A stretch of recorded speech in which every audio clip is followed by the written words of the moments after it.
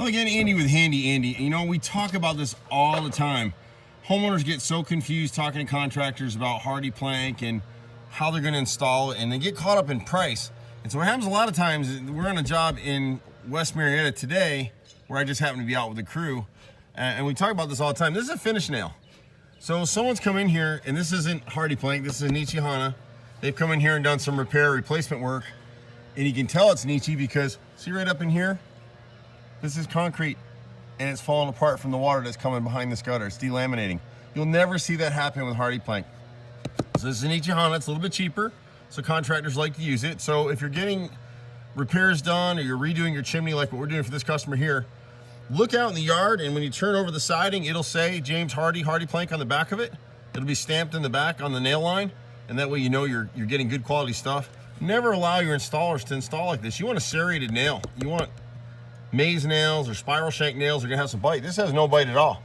So when the wind comes out, and I just pulled it out of there, you can see it's nothing. Just a little brad that they shot out with a finish gun, which, you know, nothing amazes me. But for consumers, you guys don't see this stuff, and sometimes you talk to the guys like me that are selling you the job, and sometimes you think, oh, Andy's just making this stuff up. No, we're not. This is what it is.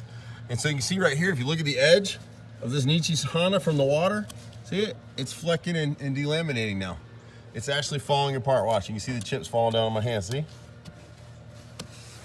There you have it. So go with good quality contractors. Hire guys that actually know something, been in business for at least 5 years, have a website, have labeled trucks and shirts and a business card that's not their home. And look for somebody that has at least 30 or 40 positive reviews. They might have some negatives, but wherever you are in the country, we're in the metro Atlanta area, but anywhere you are, just thoroughly vet people. Don't just hire the guy that seemed to have done a nice job next door, because you don't really know. You don't do this every day. But this is one of the few times where I've been on a job and could actually send you a picture of a finish nail that someone shot into cement siding. Have a great day. We'll catch you in the next house. Bye for now.